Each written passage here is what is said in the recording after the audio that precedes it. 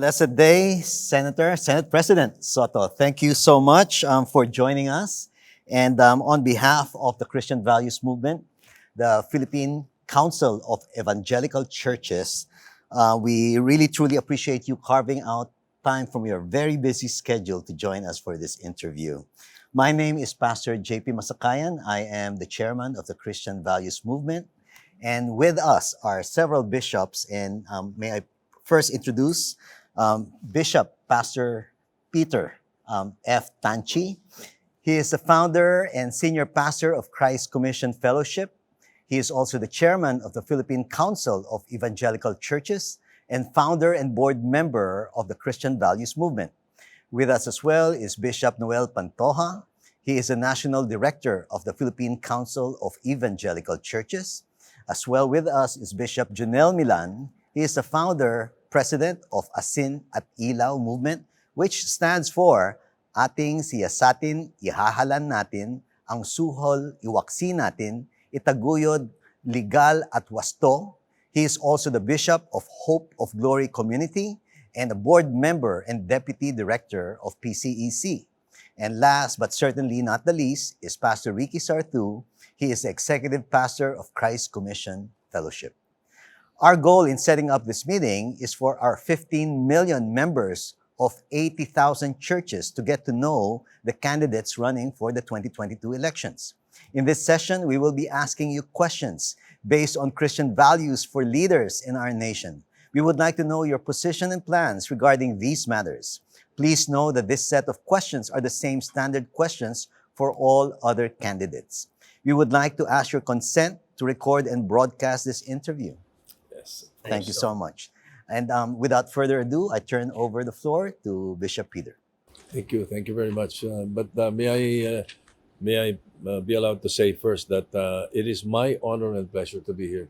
Thank you very much for the invitation. It's truly heartwarming to be with, especially with friends like Pastor Peter and the bishops. Pastor, thank you very much.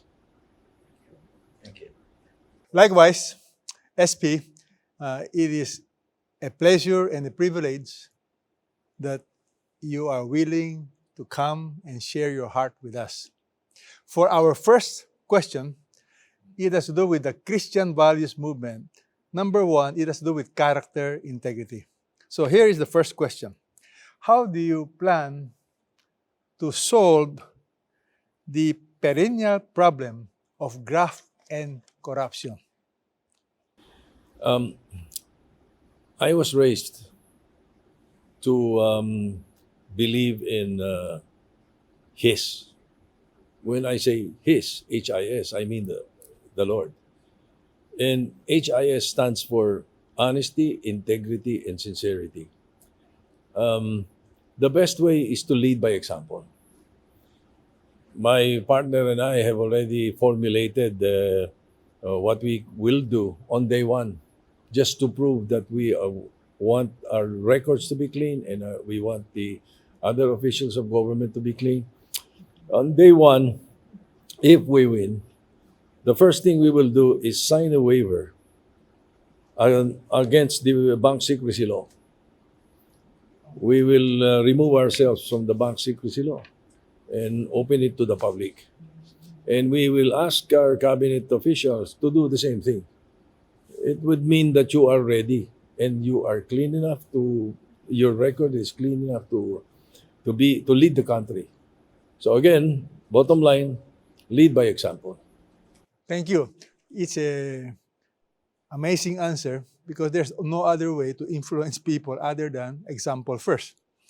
Now, to be more specific, I want to mention 3 government agencies, but I'll ask you the first agency. The first agency, how do you plan to minimize graft and corruption and red tape when it comes to the Bureau of Customs, the smuggling, the tax evasion? We have to remove human intervention in the Bureau of Customs. It is what is being done in the developed countries. Digitalize. there must not be a chance for any human intervention in finding out what taxes and tariffs to be placed on any importation, things like that. Let me give you an example. There are reports that we have gathered already in the numerous times that we have investigated the Bureau of Customs because of smuggling and smuggling of pork, smuggling of vegetables. If let's say, for example, when China exports to the Philippines for some company who has procured importation, the record there would say that they are exporting 8,000 kilos. When it comes to the Bureau of Customs and coming out of the Bureau of Customs, most probably it will be reflected as 200 kilos. Because if it was digitalized, whatever comes from the the country of origin, definitely will be shown in your computer, in your records. So that's one way of doing it. And then, of course, smuggling, that will also fall into that same category. Thank you, sir. What about the Department of Public Works? How can we minimize the practice of overpricing, making the bidding or the projects or more transparent? Any ideas on how to do that? Well, the best way to place everything on record is to we have a BRAVE. I don't know if you've heard this before from Senator Lacson or myself, but we have a program called BRAVE. It stands for Budget Reform Advocacy for Village Empowerment, and in order to do that, you must start with the budget of government, and definitely that will include the budget of the DPWH. Start from the ground. You ask them what they need in the Barangay Development Council. It goes up to the Municipal Development Council. It can go up then to the District Development Council or the Provincial Development Council, forwarded to the national government for the inclusion into the National Expenditure Program. That means it will come from anong kailangan ninyo sa barangay, anong kailangan nyo sa village nyo. Hindi yung nangyayari now that the national government, DBM or Department of Finance will say, this is 450 billion to DPWH. You submit the projects that you want. Yun ang danger. You see, instead of finding out what is necessary and what is needed from the ground, just like a regular private corporation, they start from zero. Instead of the ceiling strategy, which the government has been doing for the last so many years, even in the early 90s or late 90s, that has been the process. And we have seen that through the years. It doesn't work. And corruption can creep in, more particularly in the DPWH, because of the projects being submitted by contractors, not projects being submitted by what we need on the ground. Thank you. That's very revealing. What about the BIR, our taxation laws, collection systems? How can we minimize? I think it's the same. It's the same thing. We have to digitalize, fully digitalize. I think it's the answer for the millennium. Because the BIR has a lot of leeway. So, do you have any ideas how to minimize those?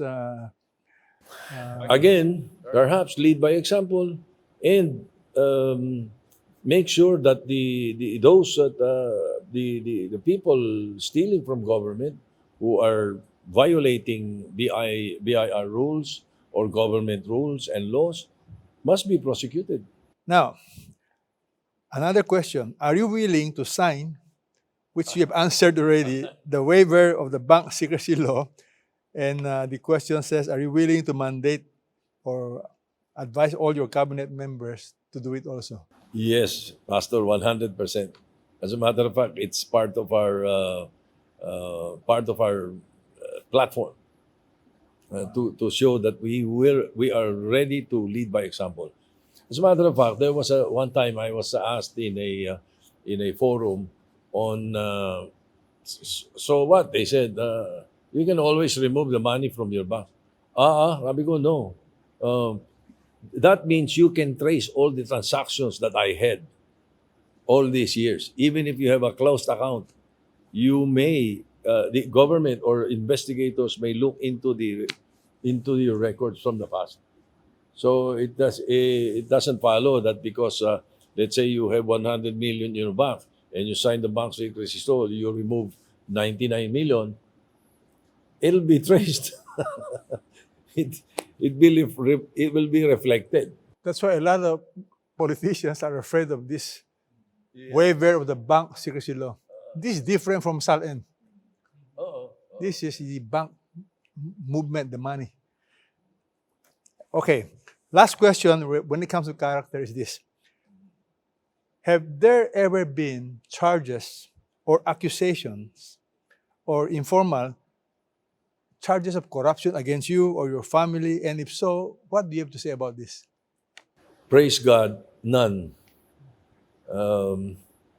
None at all. I have been in government since 1988 when I ran for vice mayor. When I became vice mayor of Quezon City, my son is now vice mayor of Quezon City.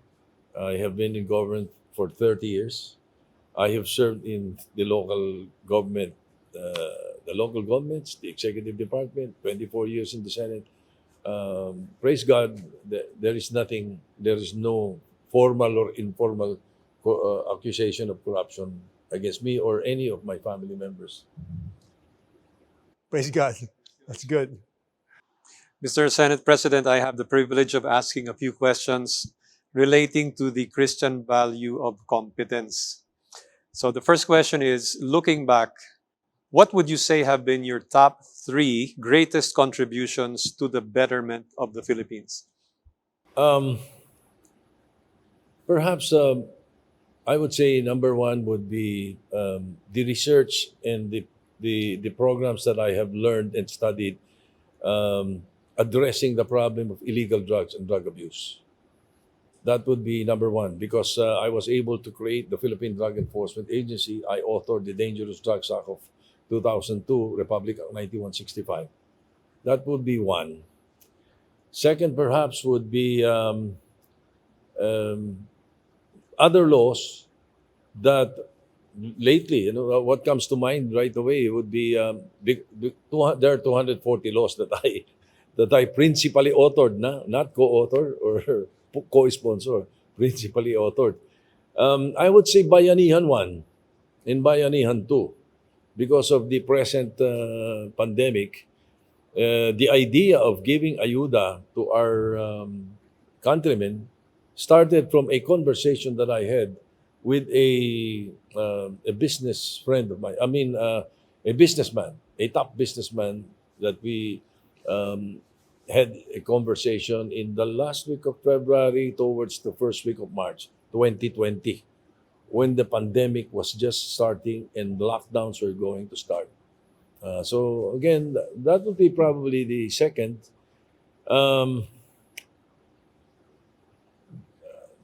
The other one would be, I don't know, it must be self-serving, but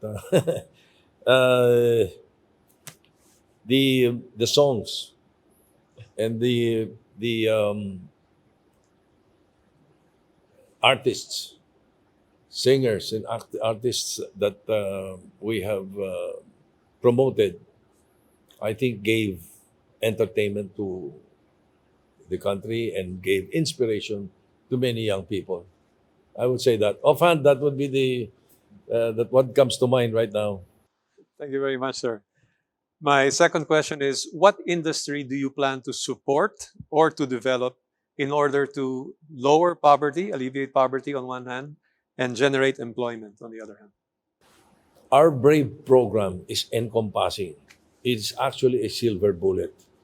But I would perhaps prioritize the problem that we have in our agriculture sector. In our agricultural sector. You see, right now, the farmers in the Philippines, the profile has gone up to more than 58 years old na. The young people do not want to indulge in farming anymore. Based on research, you will see that walang income eh. Parang, they are part of the millions of Filipinos that we have developed into the culture of mendicancy. Wala nang ginawa kundi manghingi sa national government. You can ask your mayors, ask your councilors, ask your governors. Nanghihingi eh. So, the agriculture sector, let's go to the farmers. The farmers, right now, I think less than 5% of their output are being helped or subsidized or bought by government. My proposal, and they love this, is for government to buy 50% of their output. It will be tremendously beneficial to the farmers nationwide. And if we do that, they will have enough for everything. They will even have enough for fertilizer, for whatever they need. It is an experiment that we already started in Davao del Norte under Governor Hubahib, and this can be traced. We started in 2019. He buys, or the provincial government buys, almost 100% of the farmers' output in Davao del Norte. Markets it in the markets. Natutuwa na yung mga consumer dahil mababa ang presyo. Natutuwa ang mga farmers because farm gate price nila. They do not succumb to the traders, the prices of the traders or the middlemen. Right now, dati, ang mga sasakyan ng mga farmers dun, kuliglig eh. Ngayon, mga naka-Hilux na. Yeah, so I plan to pursue this nationwide. And every time I say this to the agricultural sector, they really rave about it. They say it will solve the problems of agriculture. We will not need importation. Perhaps in certain times only, but very limited. And with high tariff and taxes dapat.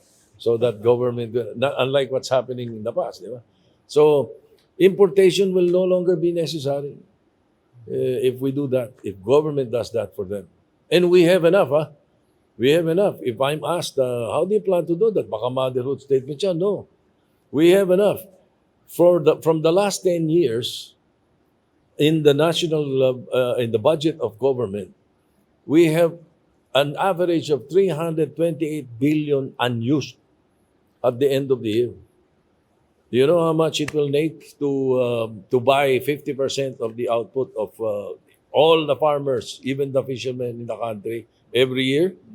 250 billion only. And we have unused of 328 billion.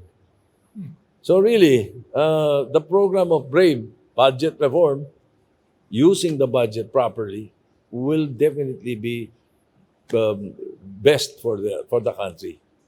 Very good, sir. I'm glad to hear that there's proof of concept that it actually works. Yes. And it can work on a national scale. Mr. Senate President, my last question is actually in two parts.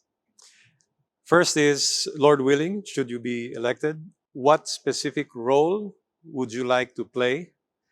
And what if the president who is elected is not of the same party? How do you plan to contribute significantly to the nation? I would like to remove the headache of the president as far as the problem of illegal drugs and drug abuse is concerned. We should remove it from his plate. Because I know how to approach it. I know how to solve it.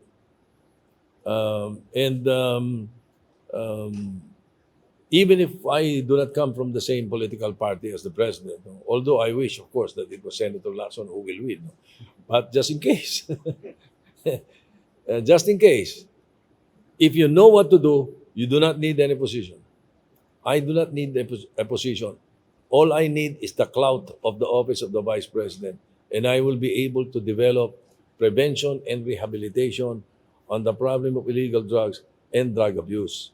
Drug abuse and illegal drugs are, yes, hand in hand, a problem hand in hand, but they are really two distinct animals. The problem of illegal drugs can be solved by targeting the supply reduction strategy, which the Duterte administration is doing. And as far as the drug abuse prevention is concerned, it should be approached with a demand reduction strategy. That means prevention and rehabilitation. If given the chance, perhaps later, I can elaborate more on how to go about it. Thank you very much, sir. Bishop Jonel? Thank you very much, Mr. Senate President. We are so encouraged by your answer. And I can see the consistency with your partner and you as you were answering those questions. The areas assigned to me, Mr. Senate President, is about our concern for justice and accountability.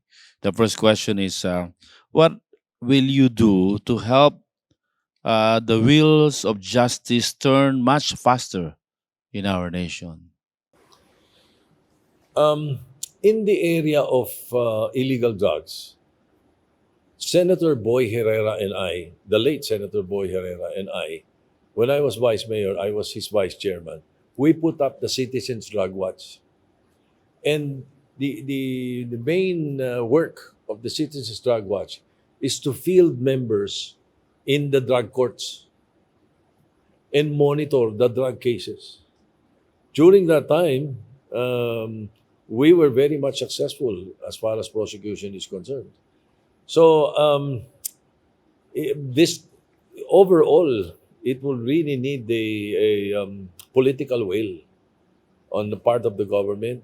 The President, the Department of Justice must be on their toes on all the matters, not only in the problem of illegal drugs.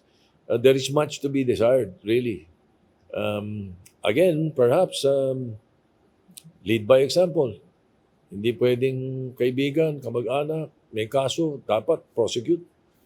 And we must monitor the prosecution. I hope you don't mind. Let me give you an example on why I brought out the issue of illegal drugs in Citizens Drug Watch. Nung sinisita ko, I became Dangerous Drugs Board Chairman. Nung sinisita namin yung prosecution, bakit ang daming drug cases na dismissed.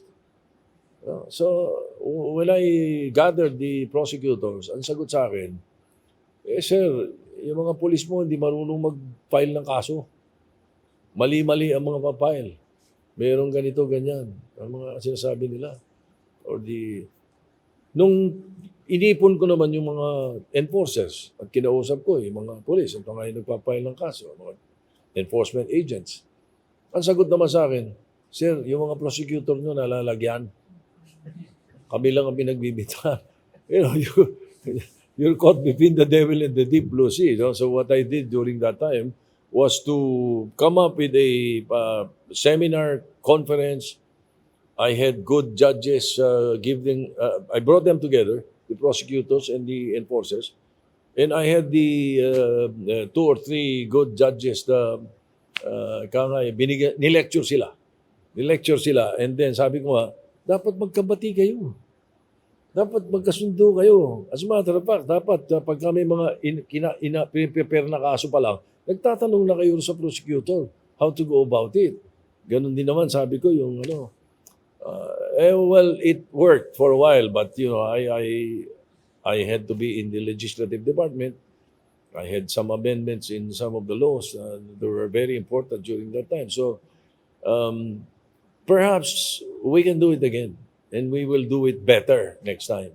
If given the chance, if we are able to get to the executive department, most probably we will be able to do better than what's happening. And you will finally find out sino may kasalanan talaga. Second, Mr.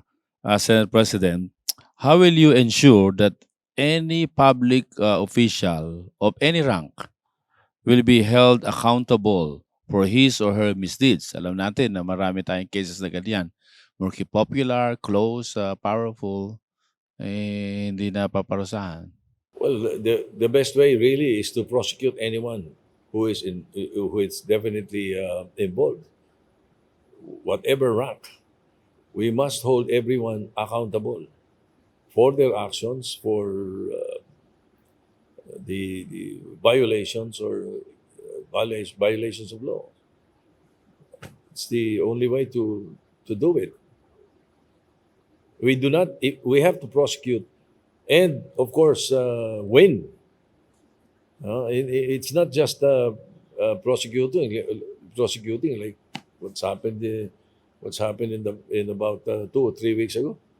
Yung isang supposed to be drug lord, na-dismiss ang kaso. So we have to be airtight when we hold people accountable for their violations of law. Thank you once again, Senator, for joining us today. Let's talk about family matters, Senators. Many of us have heard your stand or position in the halls of Senate. You stood up in radio and television, but for the sake not only of the evangelical community, but there are Roman Catholics, there are Protestants, even Muslims, and independent groups that are watching us right now.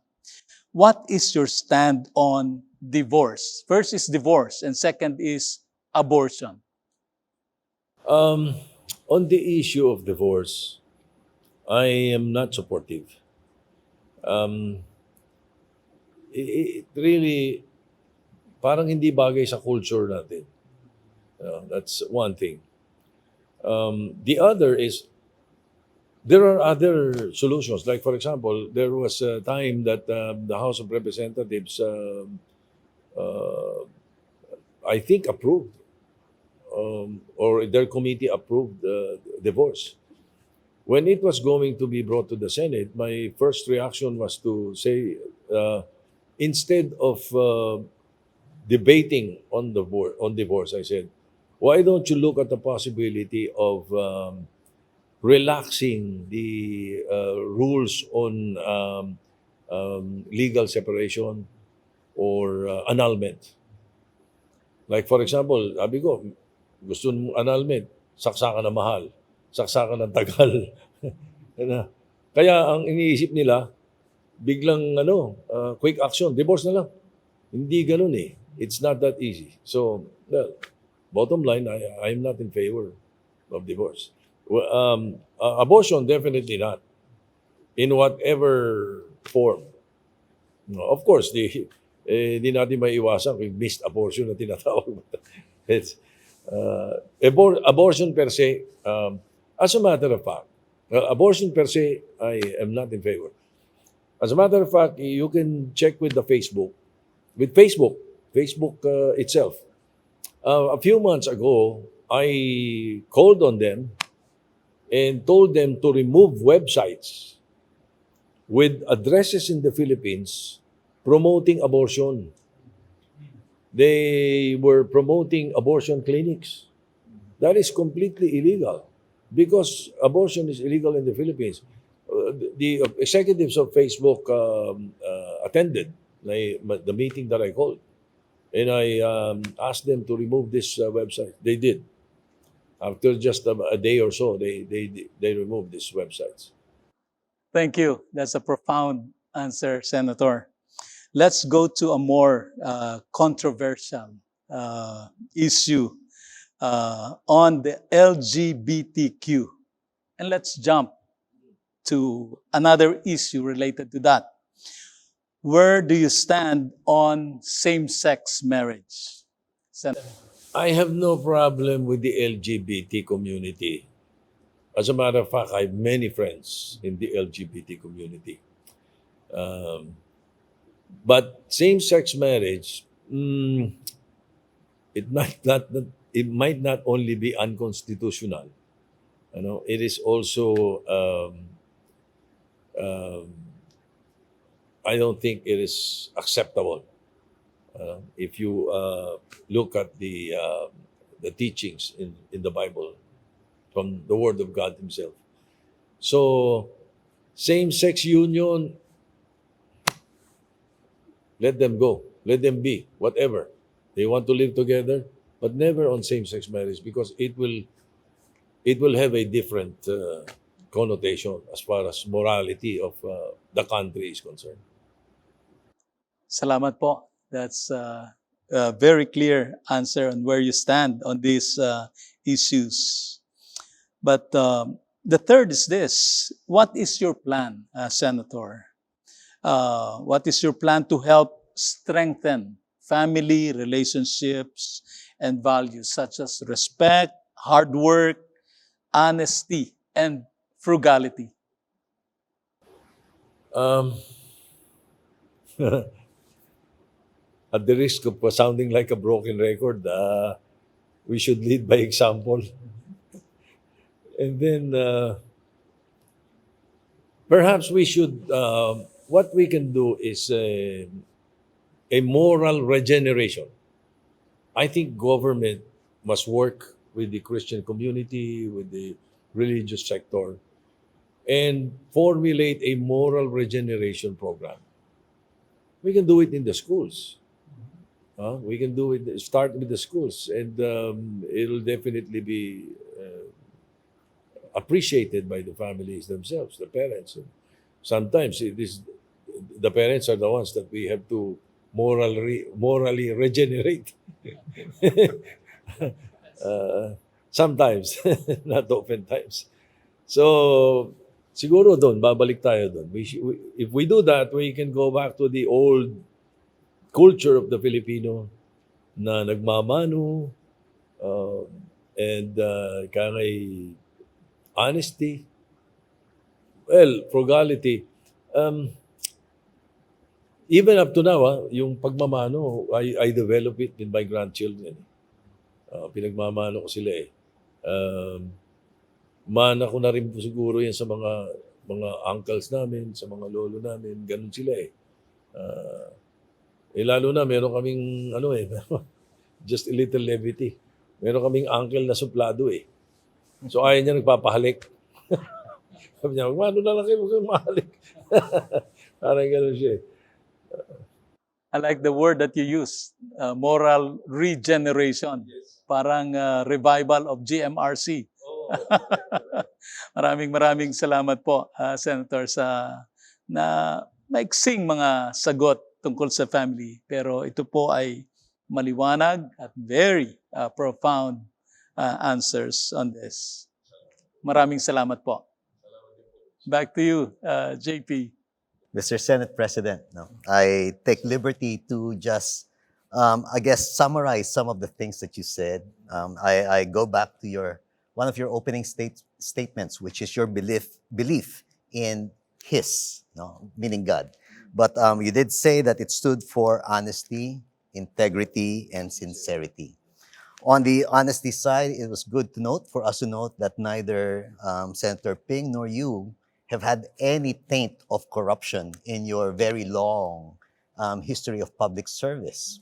When it comes to integrity, you both you had integrity in the sense that your answers were always consistently the same when it comes to your first day agenda, or when it comes to the bank secrecy law, the SALN as well, and the budget reform, which is the proper use of the budget as well.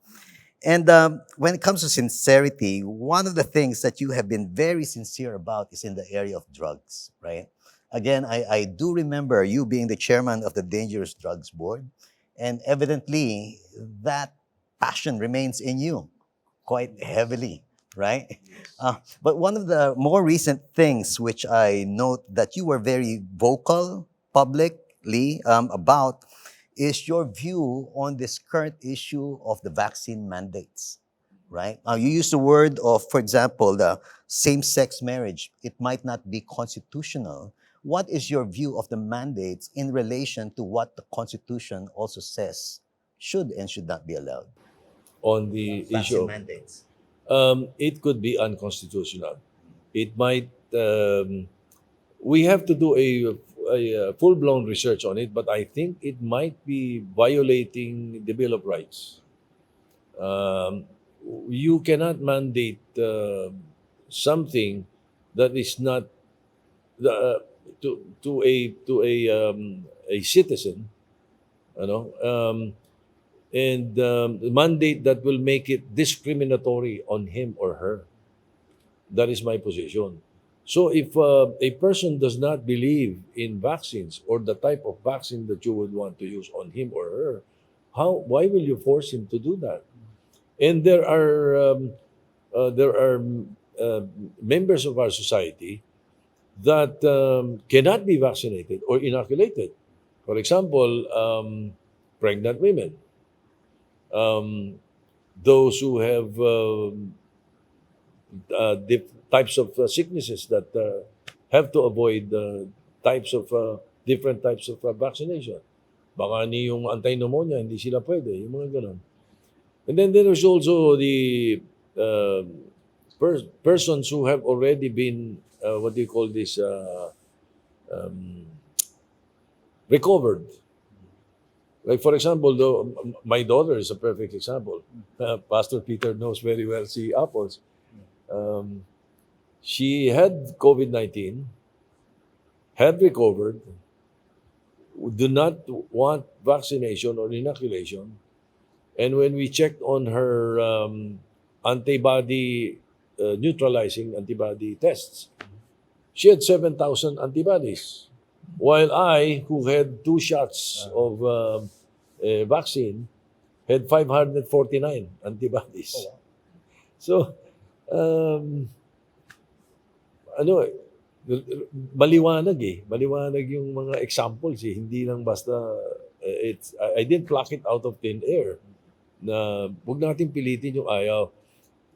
In other words, respect the position or the opinion of our countrymen. Kung kahit konti lang sila, ba't mo pilitin? And also, the problem is that they came up with a policy saying that if you do not want to be vaccinated, then you must present a test, a swab test or RT-PCR test that you are negative. And you must do it, every 2 weeks now or every week? The people who ride the public transport are more or less in the lower category of society. Marami dun ang eksakto lang ang budget o eksakto lang ang kita. Paano sila magpapatest ng every week or every 2 weeks para lang makasakay sa jeep or sa bus? It was not a well thought of policy. And that is why I was going against it. Even though I am not against vaccination. Well, a follow-up question, which is more personal. No? In the interview with Senator Ping, he was very clear in saying that binisto kayo that you're both 73 na raw or something like that, right? That having missed many years of family life, his desire was simply to just spend more time with them. And he was very clear in saying that it was you who was able to prevail upon him, no, to continue and run for the president's office. In your case, I do know that you are a very good golfer, right? and you make reference to how you have brought so much, I guess, entertainment by your songs as well. So that is your passion. But at your age, why do you continue after so many years of service? Why you want to continue running? Let me start by saying that after 24 years of legislation, I find that in the laws that we crafted, mostly principally authored. There is much to be desired on how it is implemented and how it's executed by the executive department.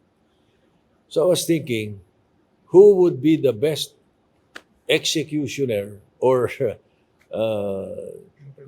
implementer of the laws kung hindi yung author o yung mga author. Alam na alam nila kung paano dapat i-implement yun eh. So, instead of retiring,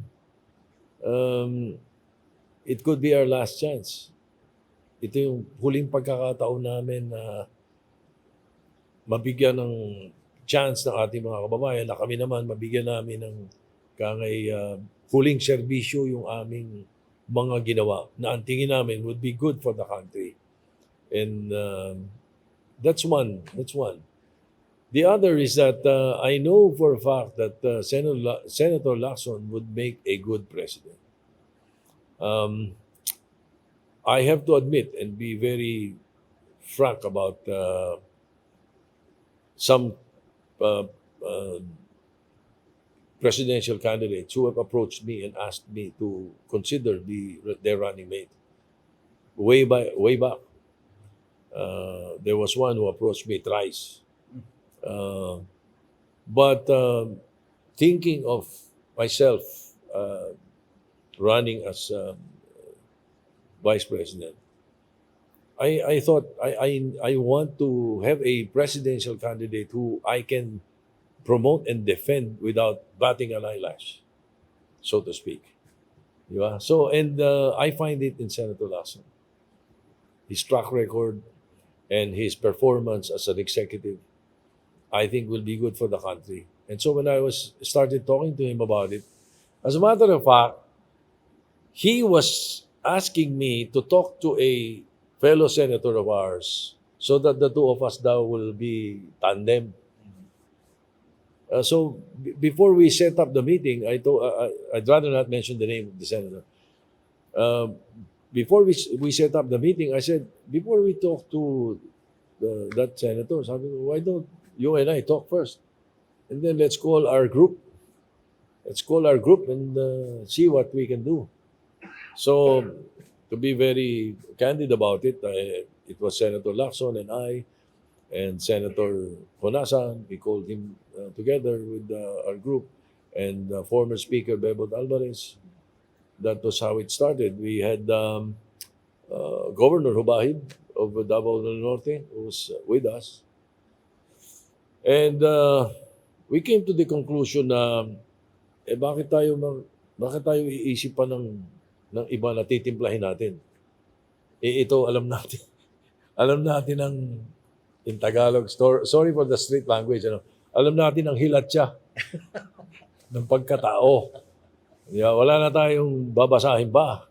Ganon yung dating sa kanila. So, I think that was how Senator Lacson started thinking na parang ginusto niya. But during that time, he was being egged by members of the Philippine Military Academy Alumni Association. Maraming salamat po. That's it. Maraming salamat po. Thank you. Pastor Peter? Since you have a chance to address the viewers, what will be your words to them? Why you believe you and Ping will be the best team at this time in Philippine history?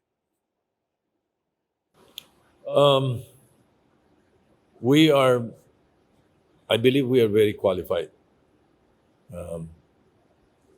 We do not need a learning curve in the position. We can hit the ground running on day one. We know what the problems of government are, and we know the solutions. We have the solutions. We even have the silver bullet to address the problem of poverty and corruption. And so we feel that sa Tagalog, hindi po kayo mapapahiya. I was the principal author of the reimposition of the death penalty in the 9th Congress for drug trafficking only. You know? So, again, after it was imposed or reimposed, in the 13th Congress, they repealed it. All right? There was big debate on it and it was repealed. So when I came back in the Senate in 2010, I refiled a bill reimposing the death penalty for high-level drug trafficking. My reason was, during that time, my reason was that sa lahat ng krimen, pag nahuli mo yung kriminal, kinulong mo, tapos na. Kahit anong krimen, murder, rape, lahat yan, robbery. Pag nahuli mo, kinulong mo, tapos na yun. Pero yung high-level drug trafficker, sila loko, nakakulong na, nakakapag-operate pa. So I was thinking that, the solution is to evaporate them from the face of the earth. But then again, after a while, I have been in the debates since 1992. I have listened and I've heard all the controversies and the issues of death penalty, for death penalty, anti-death penalty. Tama sila lahat. And later on, I realized na, teka, baka mas mabuting makahanap ng ibang solution. I found the solution. I have a solution that we need not reimpose the death penalty as long as we remove these high-level drug traffickers and heinous criminals from the national believed prison. Remove them from the community. And I filed the bill and we passed it. It is now going to be a law because House of Representatives adopted my version, which is creating a national penitentiary for heinous criminals, including the high-level drug trafficker. It will be like an Alcatraz. And then, my proposal was to remove the national believed prisons in Muntinlupa. And that is more than 328 hectares of government property. Make it regional. Luzon, Visayas, Mindanao. Because I found that, based on research, that a PDL, once a convict, once incarcerated, pag hindi na dinadalaw ng pamilya niya, nag-uumpisa na magloko. Nasisira ulo. Paano kung taga-Sultan Kudarat, taga-Surigao, taga-Ilocos Norte, taga-Negros, paano dadalawin yun? Ni once a year, ni madadalaw yun. But if you make it regional, of course, alisin mo yung mga loko, yung mga heinous criminals at saka yung remove them. And that's going to be done already because of the law that I crafted. But the next step should be Luzon, Visayas, Mindanao. And that will definitely give them a chance again to be rehabilitated and back into society, to be productive in society again. That is the solution that I found. And it is good timing because Senator Lacson was awakened by a Netflix true story. A true story. That's why, so nung nag-usap kami, sabi ko, marami tama sinasabi rin ng mga anti-death penalty. Sabi ko, marami sila tama eh. Sabi ko, that's why our position changed. And because I have the solution. Yun naman ang nangyari sa akin. So, thank you for giving. No, but if I may follow up on that, because you did say that both of you do not need a learning curve anymore. You have been the principal author of many legislation, and that you have the silver bullet.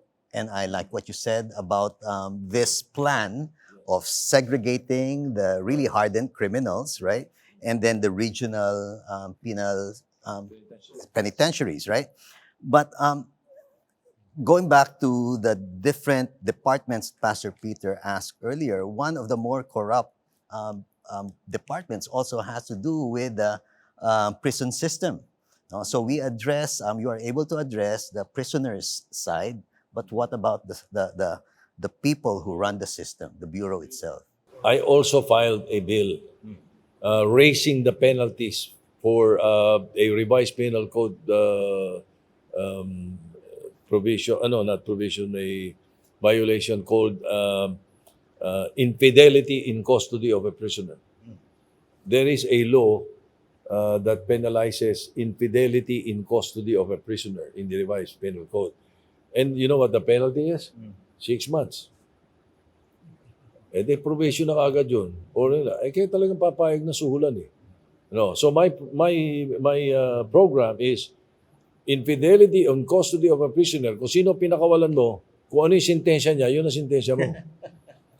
Like the Romans. Ay, reclusion perpetua yung pinatakas mo. Reclusion perpetua ka rin. Nice. Di ba? So that will definitely prevent, matatakot na yan. Hindi na pwede dyan yung, sagot ko na yung pamilya mo, 6 months. Diba? Hindi, obra yun. Naku, kabisado natin yung mga kalokohan. Siguro, that's one way of doing it. And then, of course, yung prison system, again, political will. You know, the Department of Justice Secretary must be as stern as the President and the Vice President. So again, lead by example. So on behalf of the Christian Values Movement, the PCEC, maraming salamat po, Senate President, for joining us this afternoon. Thank you very much. My honor and pleasure. Thank you.